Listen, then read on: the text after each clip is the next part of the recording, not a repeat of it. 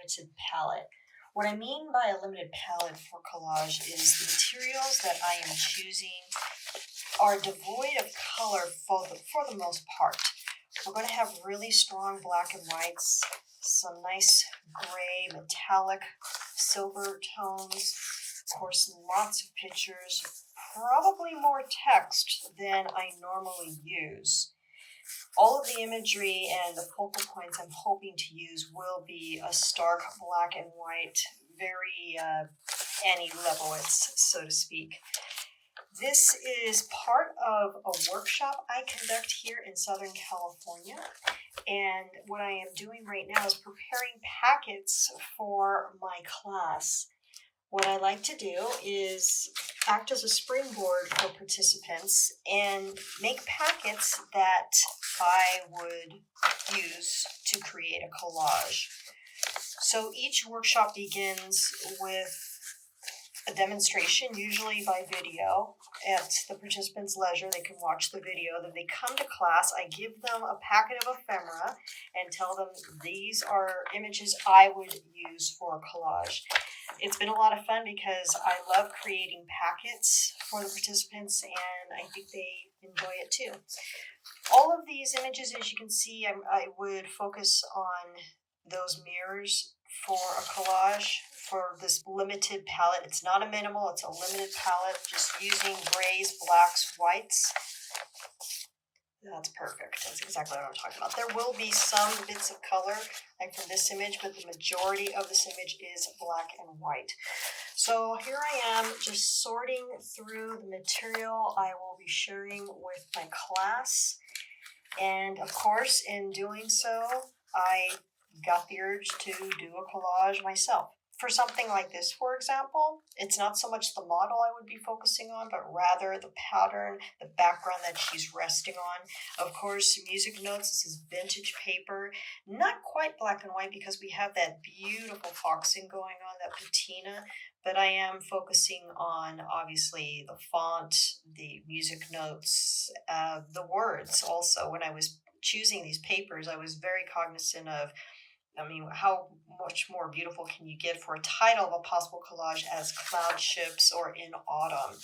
I also had, I believe it was a Mandarin booklet, paperback, that had some great iconic imagery, symbolic imagery, I think for the astrological new year, the Chinese astrological new year. I'm not positive, but I love the images, so I pulled them out, and then they also had these wonderful black and white pictures too. So again, black and white, I'm staying with the minimal palette. I do have a lot of vintage that I'm sharing with the participants.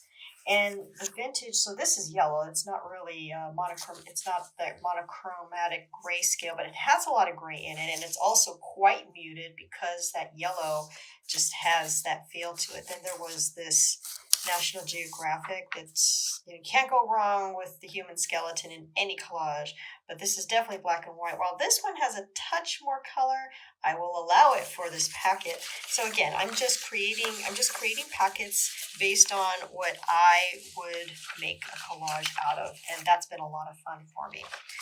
So I have these packets ready, and there's going to be just a touch of a twist in that with the image, with the collage I'm going to be creating in just a few moments, or start creating. It's going to be monochromatic. It's going to be black and white for the most part. I would say at least 95% of the image I'm planning to make it black and white. There will be the infamous, I'll just say it because it's easier, pop of color that's going to exist in the collage. I don't know why I don't like the term pop of color. It just doesn't, I don't know. That's just a personal thing. So remember this image I went through when I was doing my Minimal Madness video. I really love this image.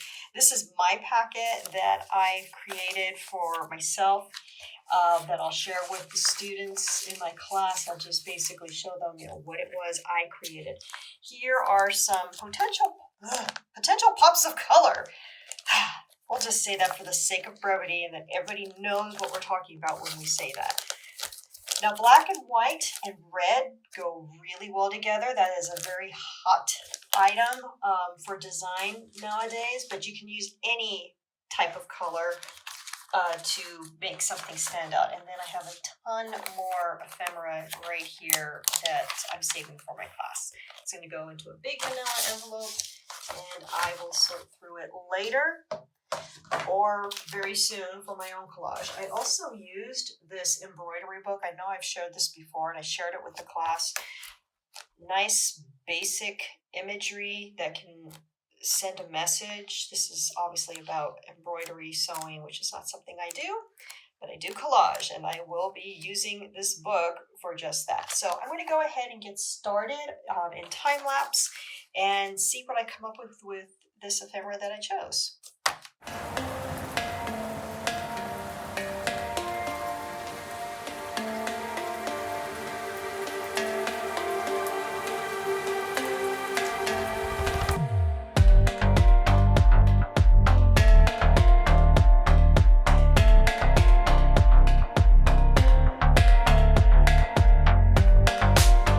Still have some cutting to do around here. Just wanted to share really quick what I've learned actually from teaching collage workshops. We had the one workshop on geometrics, and I shared in that video also that geometrics aren't as easy to complete as I thought they were, making an entire collage out of geometrics. And in the end, I had to cut things out precisely and throw in imagery that was organic and not abstract geometrics. Nonetheless, I learned from that, and here's something that is quite geometric that I might be using to frame an image. Of course, this umbrella circle thing, that's also can be considered geometric in pattern. I have this wonderful lamp lotus type image that I've used quite a bit in many of my collages. It keeps showing up in my ephemera collecting as I go. I really love this key. I don't know if I want to cut it out super precise. I also like the text, unlock the passion. So all the way around, I might just want to keep this somewhat intact, not with too, I don't want to have too much of the white background, and I'm not into Photoshop just yet. And speaking of Photoshop, as you might know, as I've shared before, I do manipulate my collages in Photoshop a little bit. 99% of my collages are analog, they are cut and paste. However, I do go into Photoshop to play with color backgrounds.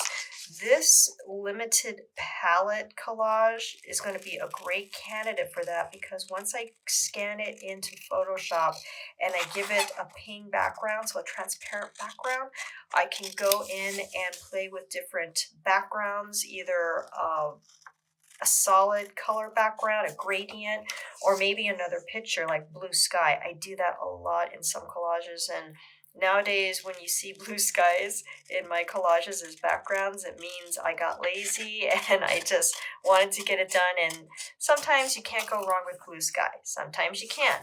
For the most part, you can't. So I'm probably going to do that with this collage as well. Still in the cutting mode, still in the thinking mode. I've sorted some pieces off to the side that I know I'm probably not going to use for the collage, but keeping them nearby anyway. I have the other packets that I'm making that I might steal imagery from if I think it's going to make the collage stronger. At this point, I think I have enough ephemera, and again, I choose too much ephemera, so I have too much fun. You can't go wrong with having too much ephemera, because in the end, you don't end up using all of it, but you become acquainted with it. You know what you have in your collection, and you know what you can fall back on. If, say, you're making a collage with oranges, and you have a bunch of oranges because you cut out a bunch of oranges that you didn't use for another collage, but you can use it for a future collage. This doesn't really qualify, these two pieces. I'm just going to show them quickly. That they don't really qualify in what I was kind of teaching, or what kind of teaching for the workshop, because they aren't exactly black and white. But the title of the class, the session, is Limited Palette, as this video is. And there isn't a lot of color going on here, but gosh, they're great anyway. But I think they qualify because, again, not a lot of color, everything's muted. I really love this image. I've used this image also in other collages too. I'm not sure if I'm going to use this lotus collage because, quite honestly, I'm a little tired and I don't know if I want to cut it out. But I know me, and here I go anyway. I'm just starting to cut because it is soothing. It does give my mind time to think, keeps my mind busy on what's going to be my next approach to a collage project. And when in doubt, just start cutting it out. I've been using that a lot lately. When in doubt, and whatever rhymes with out. So I'll just cut this out and I'll do the rest of that in time lapse, and I'll be thinking also in time lapse.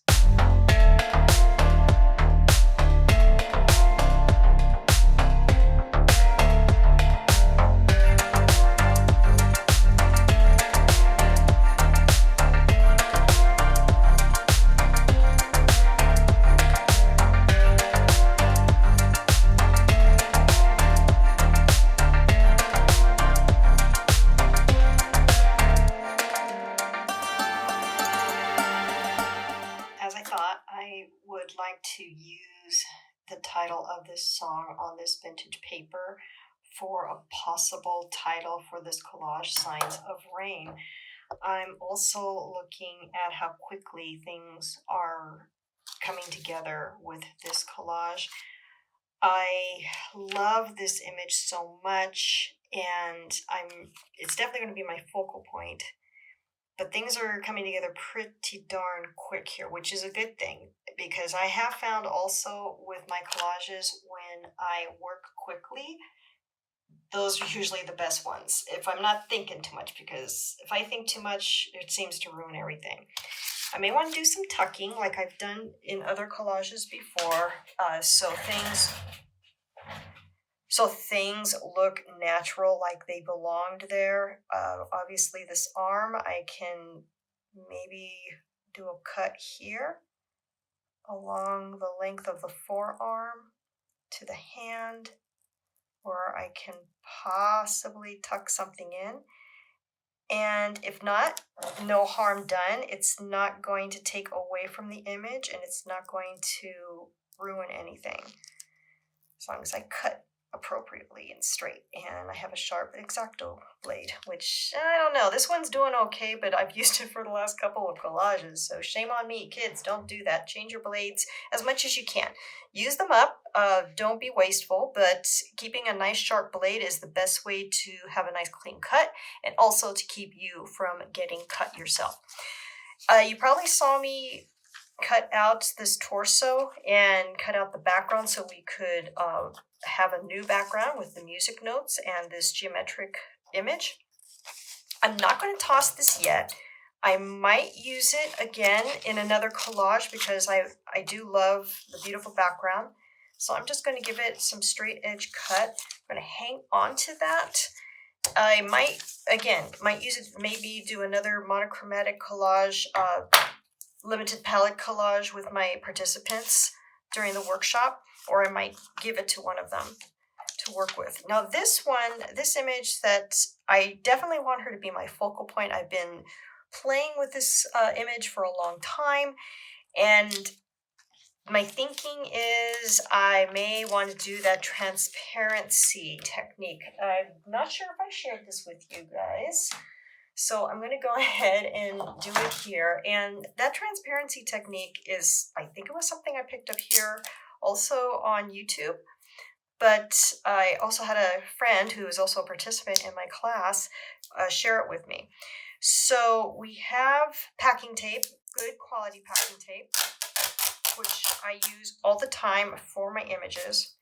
And I'm going to lay this packing tape on top of my image, just so, which means I'm going to lose a part of it because, well, that's just how it is, and because it's the length of this packing, the length of the packing tape is only going to accommodate a portion of the image. Here we go. I'm going to just trim it. So I have a chosen image. I lay it down, the packing tape, I lay it down on top of that image. I don't need a lot. Of course, like I said, I'm limited to the length and the width of this packing tape. But I think I got a good amount of material on here, so I'm just going to smooth it on. And either with the handle of my scissors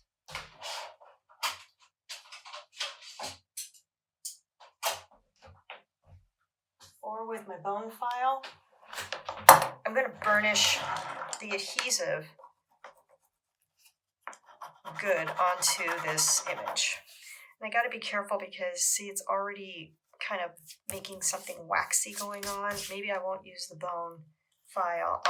I'll come back to the metal of my scissors.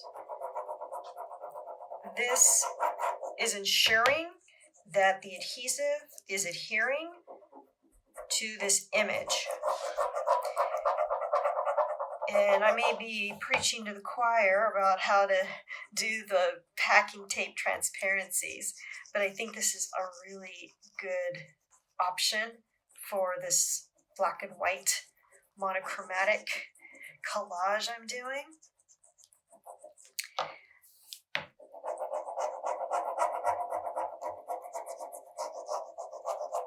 Okay, that's probably pretty good. What I'm going to do next, I will lift it, of course, and I'm going to soak it in a little bit of water. I'm going to just trim this off. But you know what? I'm not going to trim all of it off. Trim this side off. I'm going to soak it in water for about 5 or 10 minutes. So hopefully, because I'm taking a chance here, this may or may not work. It doesn't always work. Hopefully, the image is going to transfer onto the packing tape, and I'm going to have something transparent that should be elegant and beautiful, or I will have to find a new focal point. I think we'll be okay. Let's see what happens.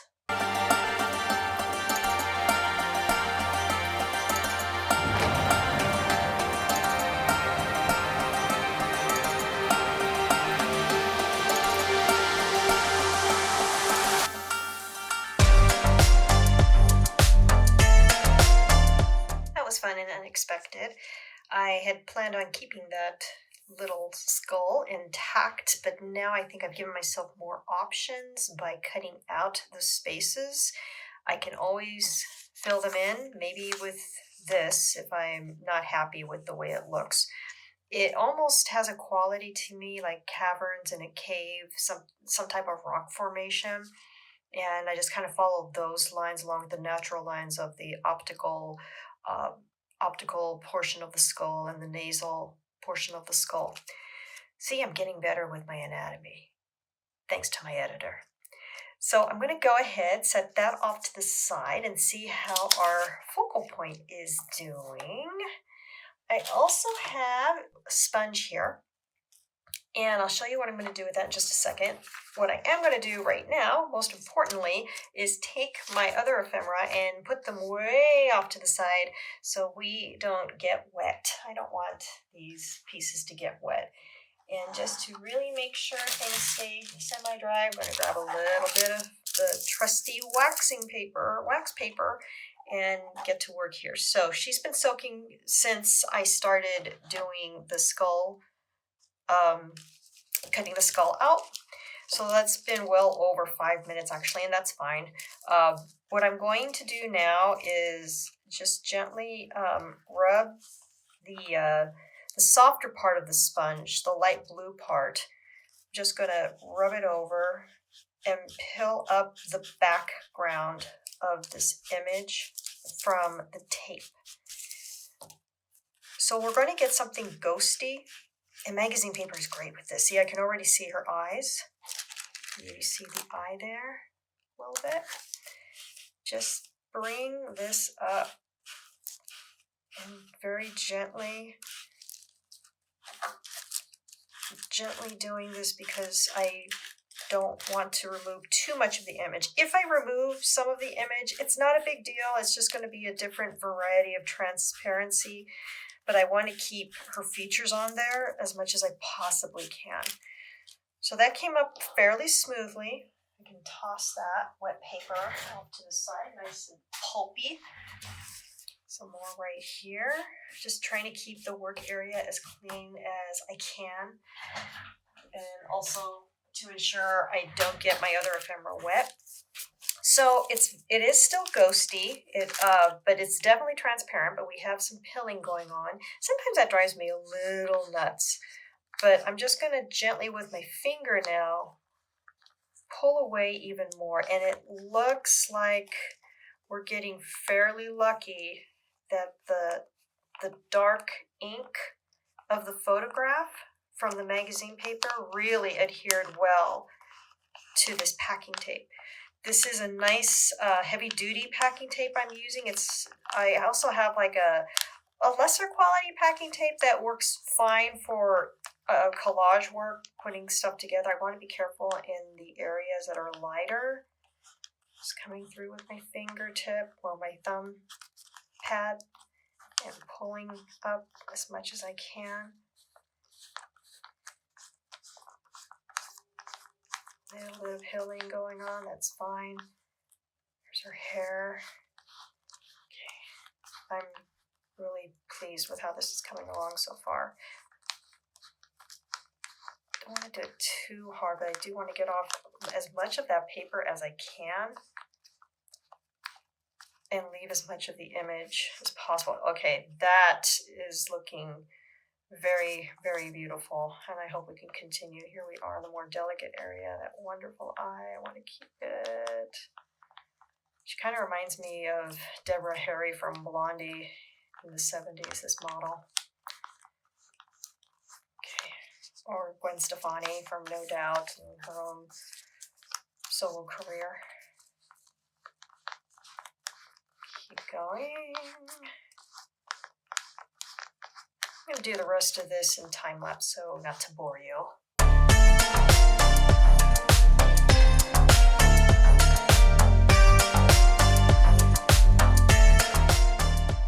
Couldn't ask for a better transfer, actually. I still have a couple areas that may have some paper issues. Barely wetting my fingertips to see if I can remove that. It doesn't look like it's coming up. But this was, I want to say, like a Vogue magazine, so high quality fashion magazine, meaning paper and the content, combined with, this was Scotch shipping tape, heavy duty by 3M. And like I said, got nearly a perfect, you can see my fingers through the lighter areas of this transparency. And here's the other side, the way it's supposed to be seen. And I'm really pleased it came out the way it did, at least for this video.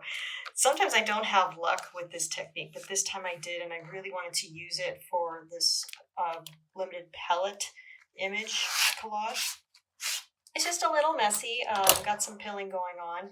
So I'm going to clean up my area, let her dry out just a little bit, and continue with our work.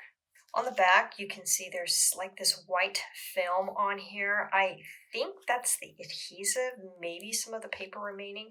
I tried to rub a little bit off, and I did end up pulling away from the image. So I need to be careful. Again, this is not something I'm an expert at. You can tell that, yeah, I'm just definitely pulling away some of the ink. I don't want to do that, so I'm going to stop there, because I really love the way it looks. The other thing with packing tape that is a plus, at least for me in this collage, it has a nice laminated, glossy look to it. I try to stay away from gloss in my work because I just feel, for me, it's kind of over the top. So I just try to limit my glossiness as much as possible.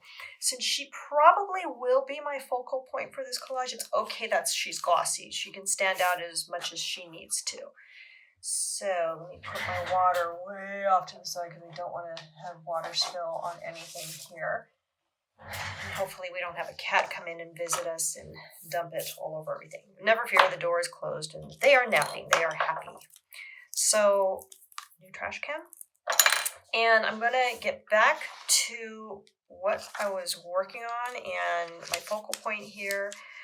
So yeah, that has kind of a nice eerie quality to it. And who knows? Who knows what this means? If it means anything, it doesn't have to mean anything. I know it's a bit suggestive, maybe because of the way the other model's reclining, and here we have a female form right there.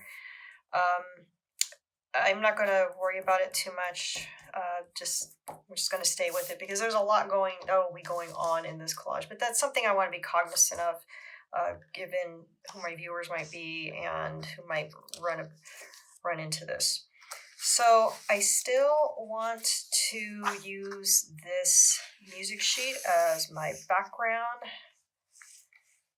with the imagery, the text. Let's see. I don't want to be too centralized, my focal point. There we go. Here's my geometric that I really like. Don't need a lot of the white part of the music notes showing, just enough.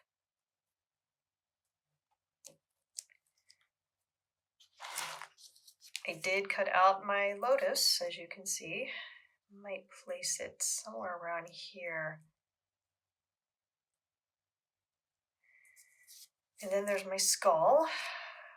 Where does my skull fit in? Now, initially I wanted to put it here, but it's so interesting and offers so much more now. I may want to put it close to my focal point, to a point where it can compete as a secondary focal point. Maybe something like this. Just a thought. Because I'm actually thinking about doing a little more cutting. So here we have, I like the overlapping here, but I definitely want to do a little more trimming.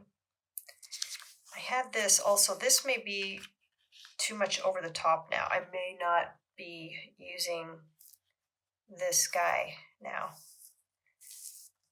It may not be necessary, or maybe. Not sure.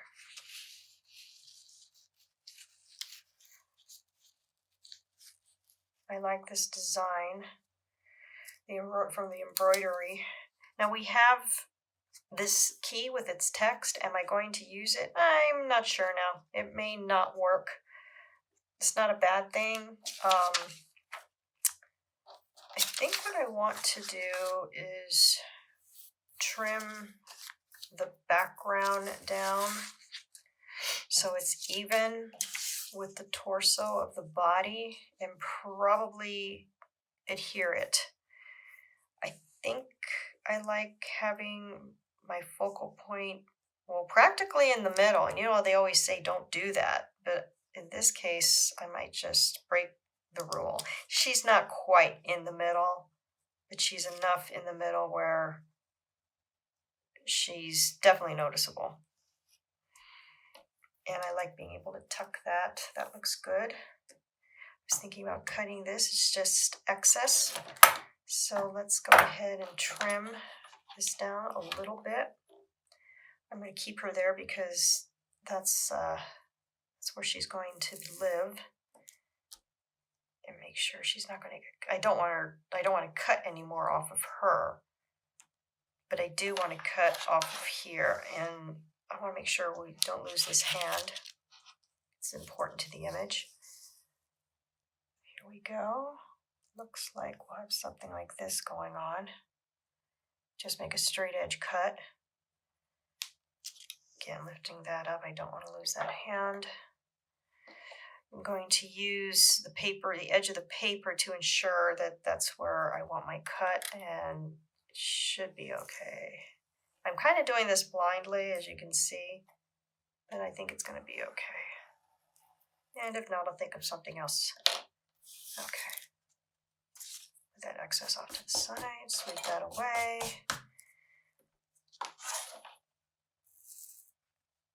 looks good. I could place her a little bit more here.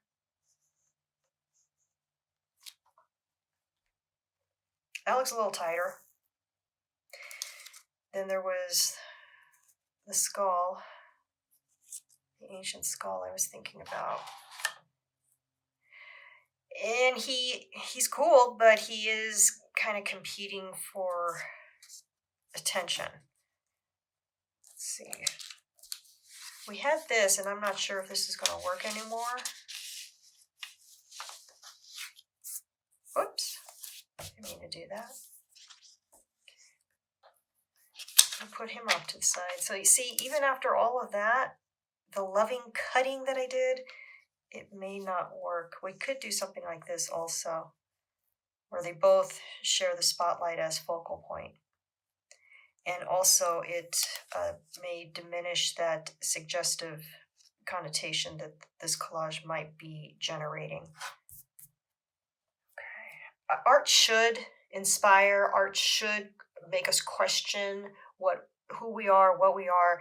I have no qualm about being suggestive with my work, but I absolutely don't want to offend. So I'm just trying to be sensitive to that also. But I also don't want to censure myself.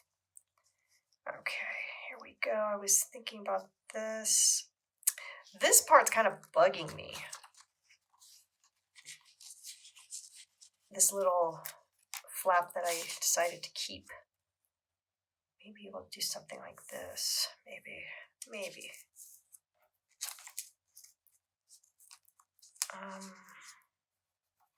Like I said, just thinking out loud here. I'm doing a lot of thinking out loud, so maybe I'll slip back into time lapse.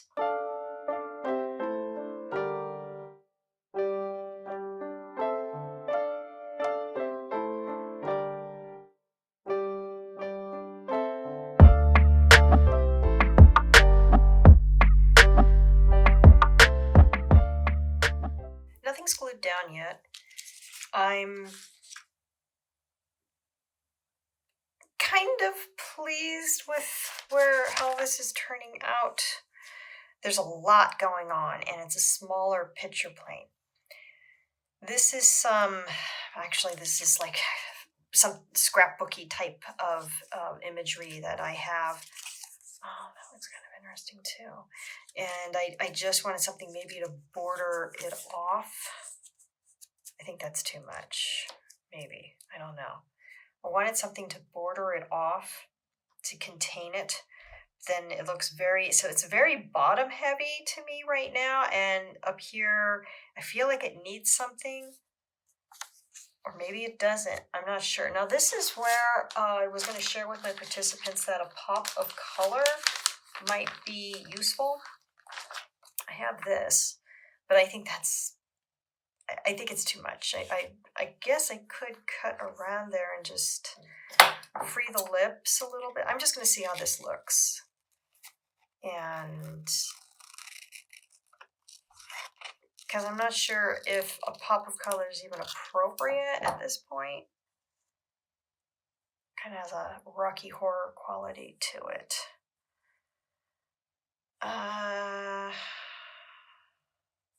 Maybe. And again, we are being highly suggestive here. Not always a bad thing in art.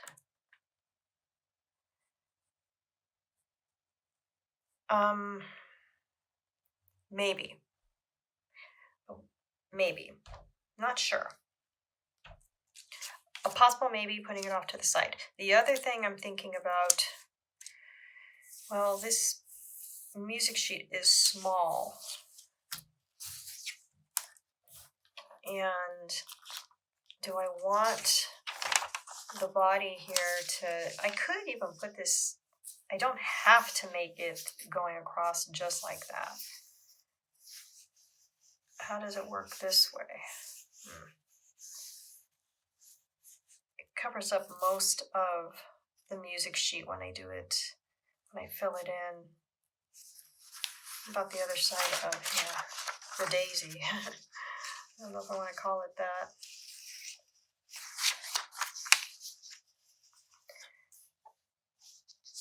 because I know that when there's some areas that need help because it looks like they may be empty, the best thing you can do is rearrange your ephemera if you don't want to add too much either, because sometimes adding a lot just really takes from what you may be trying to convey.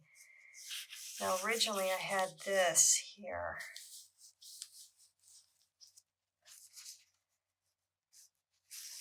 Did I want anything down here? So I'm still in the thinking process. I have what I believe I want. I'm excited about this because the skull can stay. I think the skull will be staying. And I liked this geometric up here. Okay, and I kept that black line for this geometric pattern. That might be proving to be a good thing now. Let's see. Because then I will put that here. I was going to use this. I still think I'll be using this, but it won't be as prominent. I was going to put it on this side. Something over on this side. Another element of design just to keep everything sort of cohesive and balanced. He's going to be in, I can lower him even more.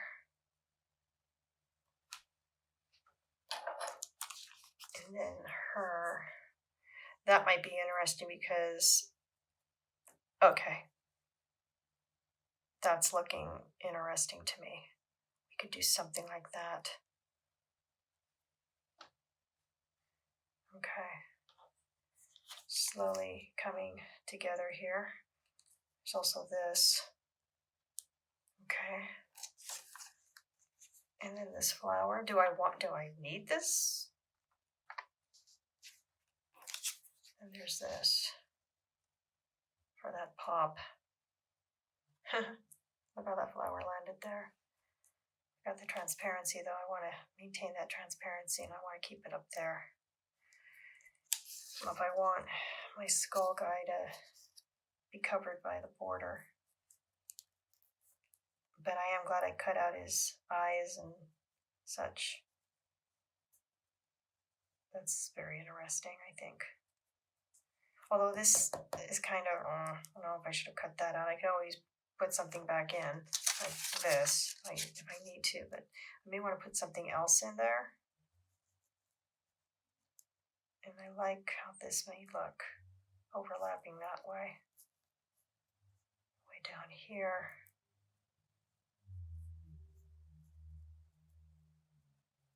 I may need something here.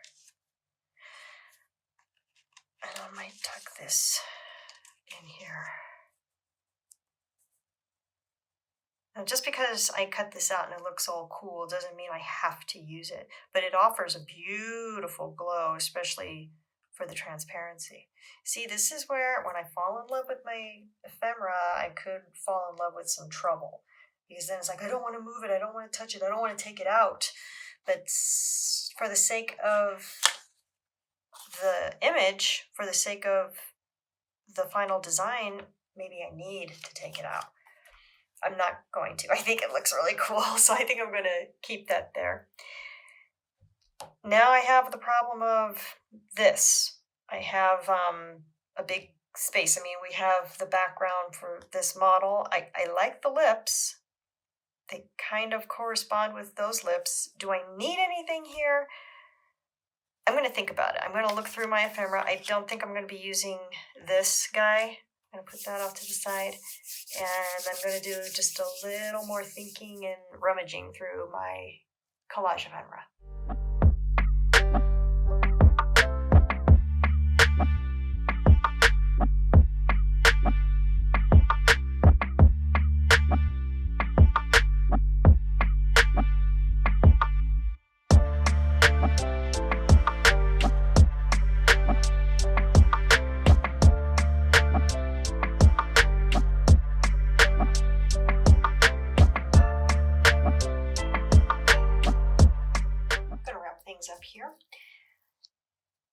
me get back to you about how I actually feel about this collage. Again, working with a minimal palette was a bit of a challenge, but I'm happy with the bit of color that I did throw in there. Happy with the geometrics also, all of these different things we approached in the workshop.